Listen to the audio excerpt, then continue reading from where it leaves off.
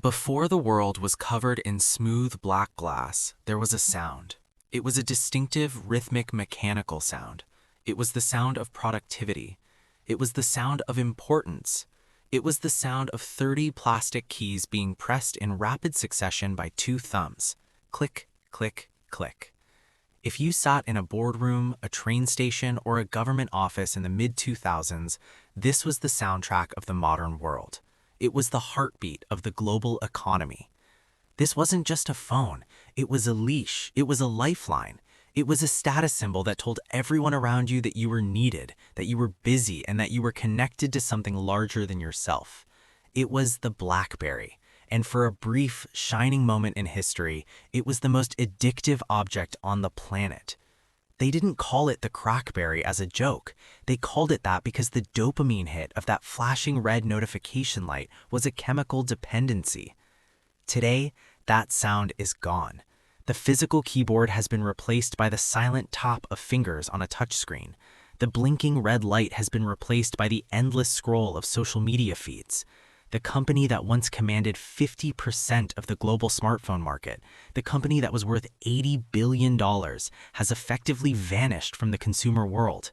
Its headquarters in Waterloo, Ontario, once bustling with the brightest engineers in the world, have quieted. The empire has fallen. But this isn't just a story about a phone. It is a tragedy about human nature.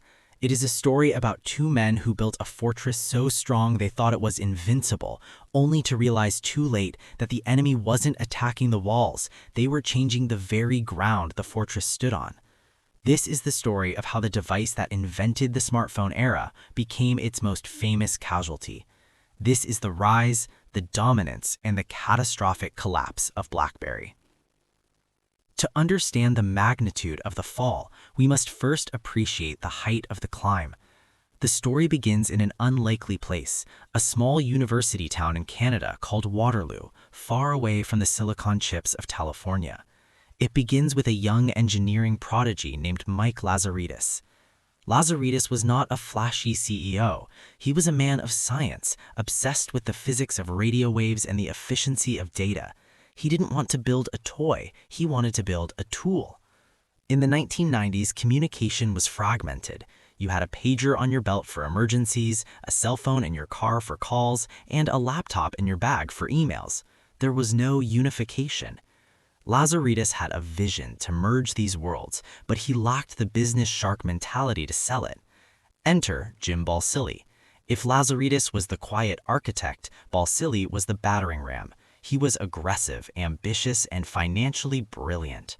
Together, they formed a two-headed monster at a company called Research and Motion, or RIM. Their breakthrough wasn't a phone, it was a two-way pager, but it was the hidden technology underneath that changed everything. They built a network that pushed email to your device instantly. Before BlackBerry, if you wanted to check your email on a mobile device, you had to dial in and pull the data down. It was slow, battery draining, and unreliable. BlackBerry changed the physics of the internet. The server pushed you the message. It was always on, always connected. But the true turning point, the moment that cemented BlackBerry as a critical piece of human infrastructure, came from a tragedy. On September 11, 2001, when the planes hit the World Trade Center, the cellular networks in New York City collapsed. People couldn't make calls, the lines were jammed, the world was in chaos. But amidst the dust and the panic, something miraculous happened. The BlackBerry network stayed up.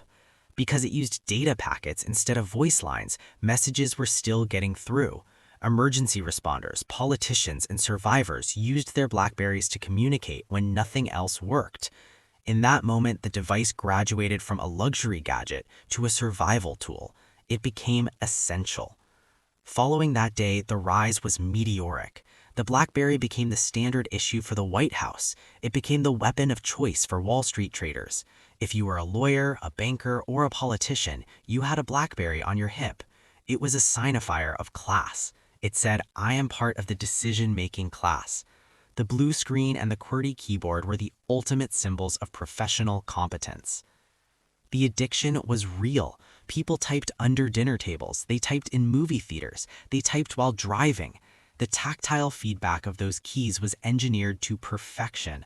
Mike Lazaridis obsessed over the click. He wanted the thumb to feel a specific resistance, a confirmation that the letter had been registered.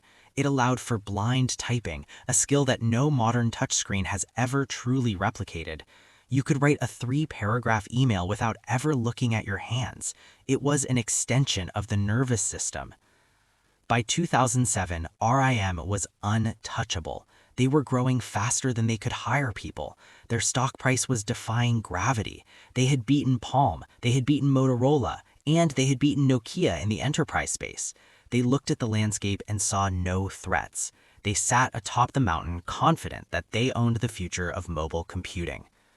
But on a Tuesday morning in January 2007 in San Francisco, a man named Steve Jobs walked onto a stage.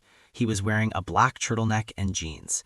He reached into his pocket and pulled out a slab of glass and aluminum. He called it the iPhone. The reaction inside the BlackBerry headquarters is now the stuff of legend. It wasn't fear, it wasn't panic, it was disbelief, and then it was mockery. Mike Lazaridis looked at the iPhone and saw a flawed engineering project. He looked at the battery life, which was terrible compared to a BlackBerry. He looked at the network efficiency. The iPhone was a data hog that would crash the AT&T network. He looked at the glass screen and said, how can anyone type on that? He truly believed that consumers would never give up their physical keyboards for a flat piece of glass. He thought it was a toy. A beautiful toy, perhaps, but a toy nonetheless. Jim Balsillie, the business mind, was even more dismissive. He looked at the price tag, $500, and laughed. He looked at the lack of security. The iPhone didn't have the encryption that corporate IT departments required. He told the board, it's okay, we'll be fine. They believed that the BlackBerry was for adults who had work to do, and the iPhone was for teenagers who wanted to watch YouTube. This was their fatal mistake. It was a mistake born of arrogance, but also of logic. By all traditional metrics, they were right. The BlackBerry was a better email machine. It did have better battery life. It was more secure. But they failed to understand that the world was shifting from communication to computing. Steve Jobs didn't just launch a phone. He put a computer in your pocket. He put the entire internet in your pocket, not just the mobile-optimized version of it. For the first year or two, it seemed like BlackBerry might survive. They kept growing simply because the smartphone market itself was exploding. But the rot had started. The iPhone made the BlackBerry look old. Suddenly, the plastic keys didn't look like productivity, they looked like antiquity. The small screen didn't look efficient, it looked claustrophobic. Then came the App Store. This was the second nail in the coffin. Apple opened its gates to developers, and suddenly the iPhone could do anything. It could be a flashlight, a guitar tuner, a level, a game console. BlackBerry had an App Store, but it was clunky, restrictive, and empty. The executives at RIM were terrified of allowing open development because they feared it would compromise their security of their network. They chose control over creativity, and the market chose creativity. As the iPhone gained momentum, and as Google entered the race with Android, panic finally began to set in at Waterloo. The denial phase was over, and the desperation phase had begun. In 2008, BlackBerry rushed to release a competitor. They called it the BlackBerry Storm. If you want to pinpoint the exact moment the company died, it was the launch of the Storm. It was a disaster of biblical proportions. The device was a touchscreen, but Lazaridis insisted it needed to feel like a keyboard, so they engineered the entire screen to physically click down when you pressed it. It was a mechanical nightmare. The screens broke, the software was full of bugs, the typing experience was lagging and frustrating.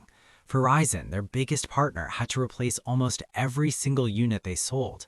It destroyed the one thing BlackBerry had always possessed, a reputation for quality. The Storm proved to the world that BlackBerry didn't know how to adapt.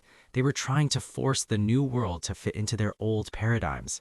They were a keyboard company trying to make a screen, and failing. Meanwhile, a cultural shift was happening in the workplace. It was called bring your own device. In the past, your boss handed you a BlackBerry and you used it because you had to. But now, employees were coming to work with their personal iPhones and Androids. They were going to the IT department and saying, I don't want to carry 2 phones. Connect my iPhone to the work email. At first, the IT managers said no. BlackBerry was the only secure option. but the pressure from the employees and eventually from the CEOs themselves who wanted to use iPads became too great. The walls of the fortress were breached. Once the corporate world allowed iPhones onto their servers, BlackBerry lost its only moat. There was one last hope, one final stronghold that kept millions of users loyal: BBM, BlackBerry Messenger. Long before WhatsApp, before iMessage, before Facebook Messenger, there was BBM. It was an exclusive club. If you had a BlackBerry, you could chat instantly for free with anyone else who had one. You could see when they read your message, the famous R notification. It was a social network before social networks existed. For teenagers and young adults around the world, BBM was the reason to buy the phone. You didn't buy a BlackBerry for the email anymore, you bought it to be part of the chat group. Analysts screamed at the BlackBerry executives, "Make BBM an app, put it on the iPhone, put it on Android." They argued that if BlackBerry could own the messaging market, they could survive even if they stopped selling phones. They could have been WhatsApp before WhatsApp. But the executives refused. They believed that BBM was the exclusive feature that sold the hardware. They thought that if they gave BBM away, nobody would buy their phones. So they kept it locked inside their dying ecosystem. And what happened? WhatsApp launched, Kik launched, Viber launched. People found other ways to chat. By the time BlackBerry finally released BBM as an app years later, it was irrelevant. They had held onto their crown jewels so tightly that they crushed it. By 2011, the collapse was in free fall. The stock price, which had once traded at over $140 a share, was plummeting towards single digits. The layoffs began. The sprawling campus in Waterloo, which had been expanding just a few years earlier, began to empty out. Buildings were sold, the brilliant engineers left for Google, for Apple, for startups. The energy sucked out of the room. There were attempts to a comeback. They launched a new operating system, BlackBerry 10. It was actually good software, smooth, modern, gesture-based, but it arrived 3 years too late. The war was already over. The developers had moved on. Nobody was going to build apps for a platform with zero market share. It was a ghost town. In the end, BlackBerry didn't die because they built bad products. They died because they were too good at what they did. They were so perfect at building the ultimate email machine that they couldn't imagine a world where email wasn't the most important thing. They were so obsessed with the physical keyboard that they couldn't see the versatility of glass. They were the victims of their own success. It is a classic innovator's dilemma. When you are at the top, when you are making billions of dollars doing one thing, it is almost impossible to convince yourself to destroy that business to build something new. Apple was willing to cannibalize the iPod to build the iPhone. BlackBerry was not willing to cannibalize the keyboard to build a touchscreen. Today, BlackBerry technically still exists. They pivoted. They stopped making phones and became a software security company. They make software for self-driving cars and government agencies. They are a profitable, boring enterprise business. But the cultural icon, the device that sat on the table of Air Force One, the device that was held in the hands of Madonna and Kim Kardashian, is dead. We have gained a lot since the death of the BlackBerry. We have gained infinite entertainment. We've gained high-definition cameras. We've gained access to the sum of human knowledge in our pockets. But we have lost something too. We lost the separation of church and state. The BlackBerry was a work tool. When you put it down, you were done. The modern smartphone is an everything tool. It blends work, play, news, and social pressure into one addictive stream. We lost the tactile satisfaction of the physical world. There was a certainty in the click of a BlackBerry key that a haptic vibration can never replace. And perhaps we lost a bit of our privacy. BlackBerry was built on the philosophy of security and encryption. The modern ad-supported internet ecosystem is built on the philosophy of data extraction. Walking through the former BlackBerry campus today feels like walking through the ruins of a fallen civilization. The buildings are modern, glass and steel, but they are haunted by the ghosts of what could have been. You can almost hear the phantom clicking of millions of keyboards, typing away in the silence. The story of BlackBerry serves as a warning to every giant in Silicon Valley. It doesn't matter how big you are. It doesn't matter how much cash you have in the bank. It doesn't matter if you have 50% of the market. If you stop looking at the horizon, if you stop listening to the faint signals of change, if you let arrogance cloud your vision, you will fall.